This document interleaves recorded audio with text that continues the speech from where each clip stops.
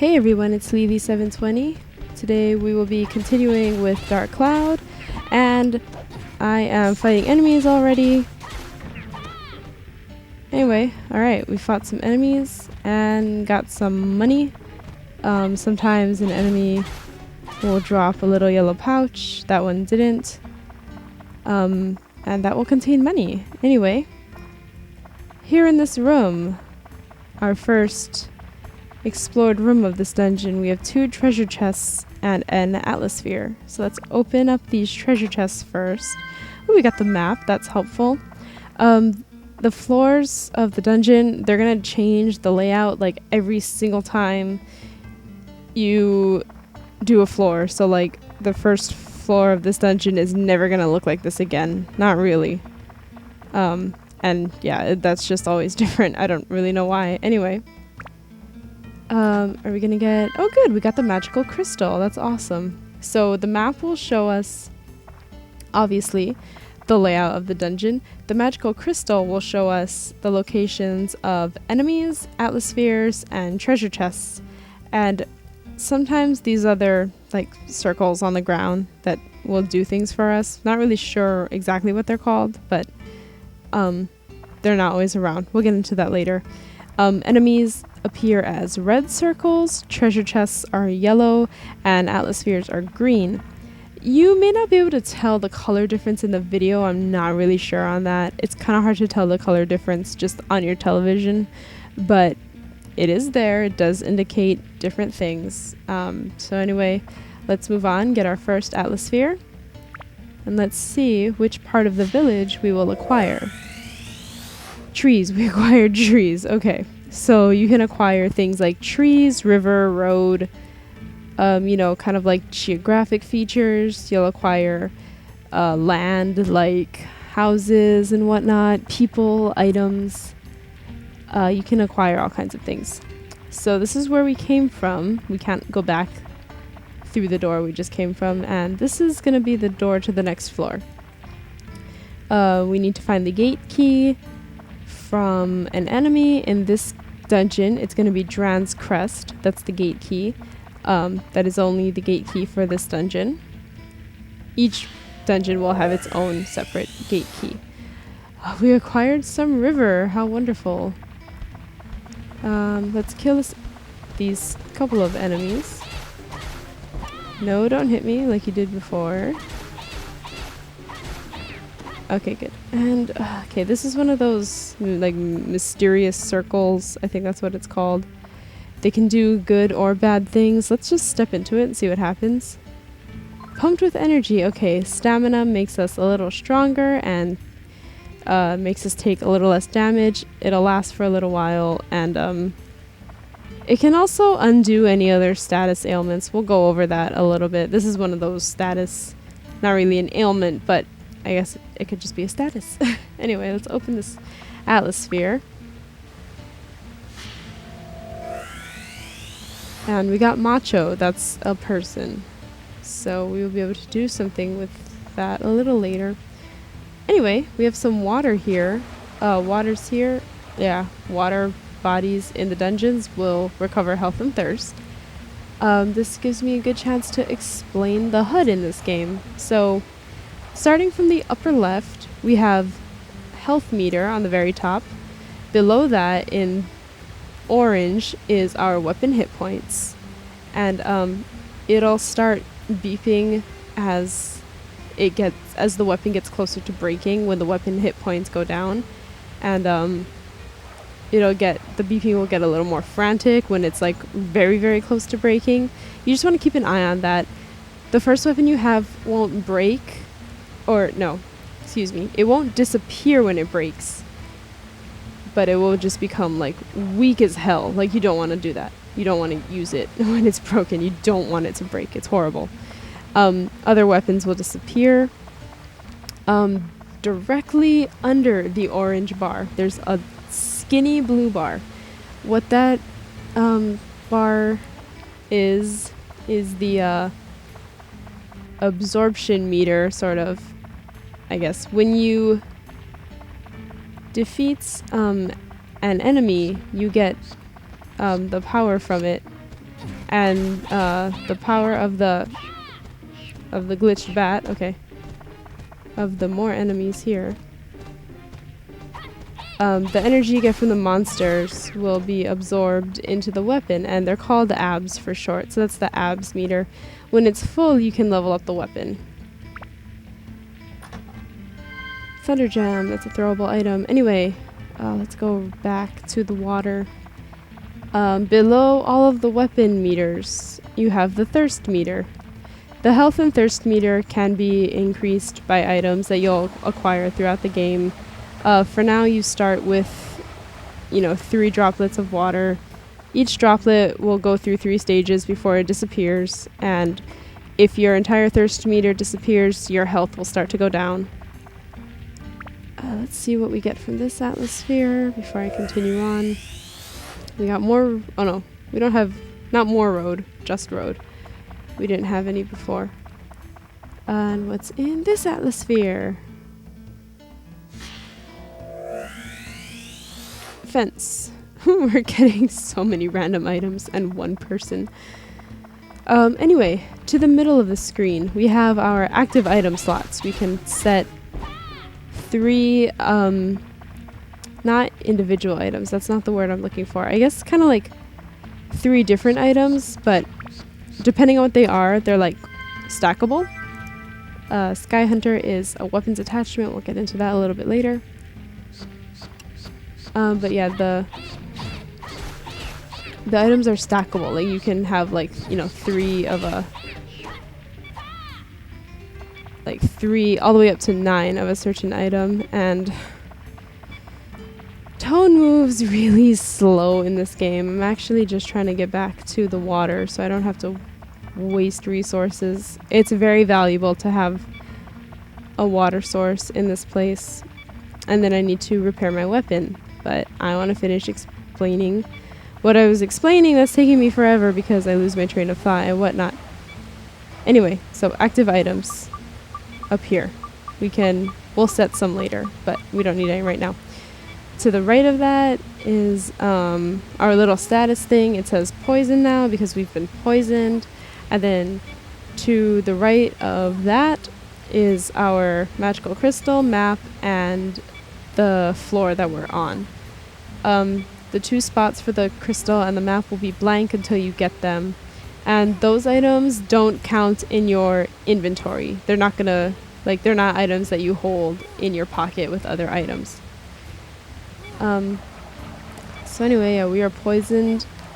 If you have, well, hang on, let's just go cure this. Antidote is what cures poison. Some others will work too, some other items, like you can get like a full heal, I believe it's called, actually I think it's called a mighty healing. It's another kind of a rarer item. And also if you have like a stamina drink, which will give us the stamina status, when that wears off, the poison will be gone. So it'll kind of mask it. You can only have like one thing going on at a time, so they kind of will undo each other. We'll get into more of that later as we start seeing more statuses. This here lightning gem, let's go ahead and set it as an active item. We can throw it, I don't really need it for anything. Here we have tasty water. This item will refill 5 droplets. You only have 3 right now, but it'll refill 5. Regular water refills 3, and then later we can get premium water, which refills the whole thing. Bread here recovers 50 health, which is pretty good for us for now, since we only have 70. Repair powder will recover the weapon hit points, and then escape powder will allow us to escape from the dungeon when there are still monsters present and we can't use the Mind Connect with the Fairy King. So now let's move on to the weapons real quick. Here we have just the main screen. It'll say equip in the upper left corner right under the name of the weapon when we have it equipped. And then right underneath the word equip is the attribute we have. Right now it's set to wind. Then there's attack, endurance, speed, and magic. All of those stats. And then at the very bottom, weapon hit points and abs. We're actually close to leveling up this weapon. We have 30 out of 32, but we need to repair it first before we move on. So here we have our options. Equip, it's already equipped. Customize, we can change the attribute. No, wait. It said change attribute and attachment. Okay. We only have one attachment. Let's go ahead and just put it on the dagger. Here we will have different things that will raise everything that's over here. So we'll get items that we can put on to raise the attack, the endurance, the speed, the magic. Here, these are our attributes. We only have wind attribute available to us because everything else is at 0. We're just gonna leave wind for now. It doesn't really matter. Nothing we can do about that. And then we have here all of our monster bases. This base right here, anti-metal, is gonna kind of be, if you're unlucky like me, I guess, like, this is the bane of my existence when it comes to leveling up weapons, because almost every weapon that I get requires a higher anti-metal base to level up, but Metal Breaker is extremely hard to find for some reason. Like, it's the rarest of the attachments that look like this, like the Sky Hunter one that I'm highlighted on right now. The Metal Breaker is going to be like the hardest one to find. I don't know why. But we have 10 different ones, and they'll all need to be at a certain level before you can level up your weapons. It'll change from weapon to weapon. The dagger is your default weapon. Like I said, will not break. You can't get rid of it. I keep saying it will not break. It'll break. It just will disappear. And it won't disappear. Oh my god. It's way too late for me to be recording, and I've been talking for way too long. Anyway, attribute. Here, we can set the attribute. That's all we do here. And then repair, which is the option that we want. And when the abs are full, it'll say upgrade at the bottom. Other weapons that are able to be built up, it'll say build up as well. And then there's one more thing we can learn about, which is status breaking, and I accidentally threw the lightning gem because I forgot that I don't have another item that I desperately want right now. Okay, if that wasn't information overload or underload, possibly. Let's continue to move on. That sentence didn't make sense, but I don't know how to correct it. So we'll just move on. Pretend that didn't happen. Okay. Oh, we got stand-in powder for no reason. At least not yet, because we don't need it yet. I hate these fucking cave bats. Shit. Oh, fuck, and I already used my... Alright, well, let's upgrade our weapon with the Sky Hunter on it for no apparent reason, just because, I guess. Everything, like, the other stats of it will go up by 1 every time you upgrade it. So, whoa, crap. Oh my god. Oh, okay, we got the Dran's Crest. Most of the time, you're gonna get the cave key from an enemy, and like, I recommend killing all the enemies to get the abs, but once you get that item, the cave key, you really don't need to get kill any more things. Oh my god. Forcing it open may activate a trap. Okay. Shit. Okay. This is a big treasure chest. They, in my experience, at least, I've played this game a lot. If they bring you to a screen like this where you need to guess a trap, this chest will contain an item. Some other big chests will contain this thing called the Happy Clown, which you can choose from 2 different boxes, and sometimes you get items, sometimes you get weapons. It can also be an enemy, but that does not happen on the first floor. It's actually kind of amazing that we can get a new weapon this early. If you choose a trap, you can choose between poison, explosion, and curse. If you're wrong, the trap is actually gonna happen. So I usually choose explosion because if I am correct, I can open the chest. If I'm wrong, that means we're either gonna get poisoned or cursed. We can deal with poison if we have an antidote. Curse is just gonna not allow us to change our weapon, but at this point, well, I kind of don't want that, but it's not that big a deal. Explosion's gonna take actual damage, and I like to avoid that, so we're gonna guess explosion. We successfully release the trap, and now we can open this chest. We get a base art. Oh my god, I laugh because it's like the shittiest of Tone's weapons that you can get. I find it really funny that, of course, you know, that's the one I get. Let's just take these things out so that they don't kill us.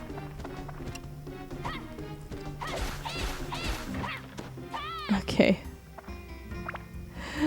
Oh man, that's just kind of funny. I was all excited. And then, oh good, we got Macho's house. We have a place for Macho to go. And then we have to run all the way back up to the yellow dot on the map. The green dot is going to be where we came from. The yellow dot is the door to the next level, and I don't think we're going to make it. We have healing items. I'm just watching my health go slowly and steadily down, and I really don't want to die. Okay, I'm cutting it way too close. I'm just gonna use the bread on Tone so that we have a little more time. Also, when you exit the dungeon, I don't know if your health goes all the way back up. It might, but I definitely know that all of your statuses are gonna be wiped. So if you're poisoned, like how we are now, we're not gonna be poisoned when we get outside. Alright, let's use our cave key, get the hell out of here. In between the two floors, we can choose to go to the next floor or to leave the dungeon. If we leave, we can come back to the second floor. The floor we just opened, you know, you can go back to that if you leave. For the first few levels, since we're only gonna get like one of each item, I'm actually going to... God damn, Fairy King. Stop interrupting me.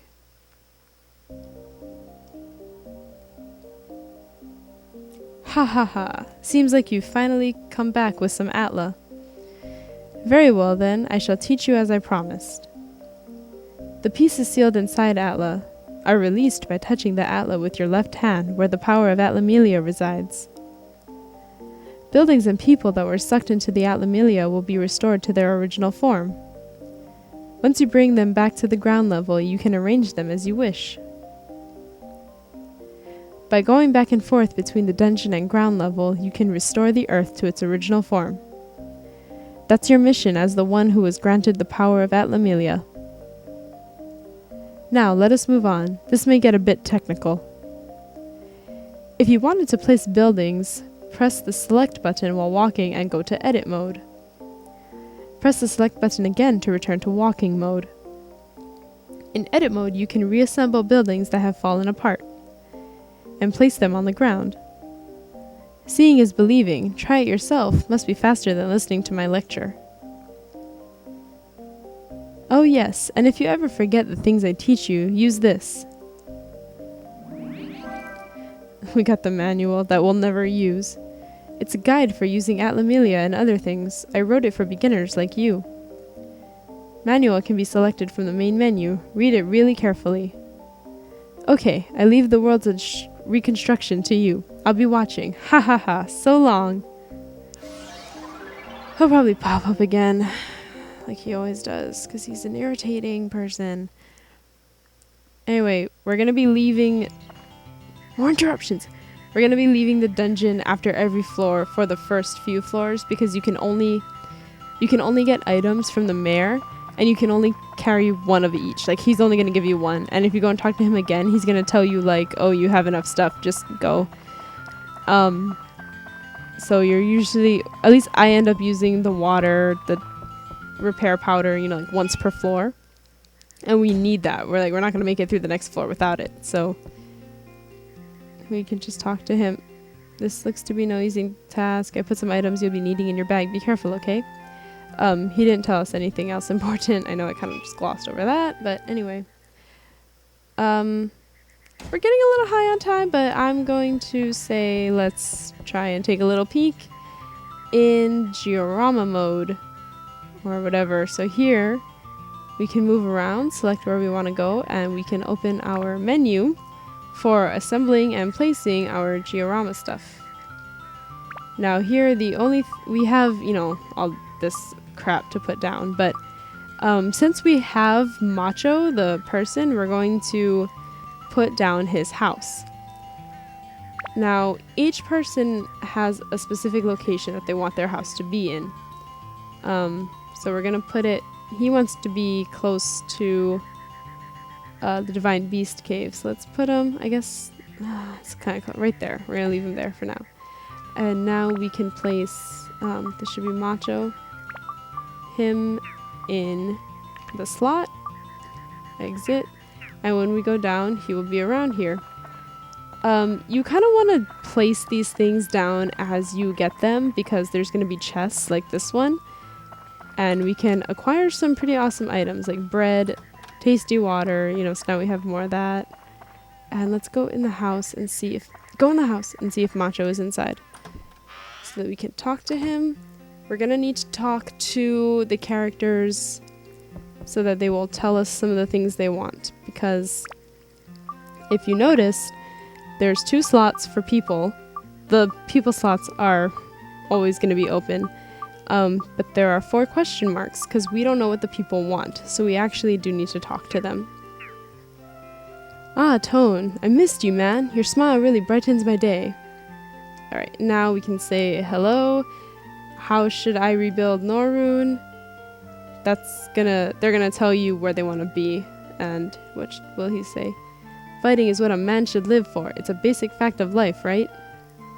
Okay, when they say something sort of vague like that, it means that you put them in the right spot usually.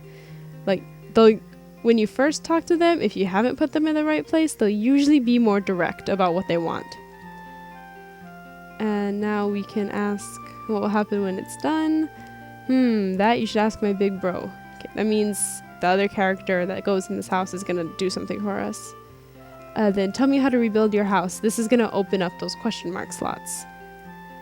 Look, don't forget to expand my room. And the barbell, put that outside. Alright, we have neither of those things, so let's just leave. And we will go back into the Divine Beast Cave to look for more items, but we ran a little long, so I think we're just going to save that for the next time. So until then, thank you very, very much for watching. I will see you later.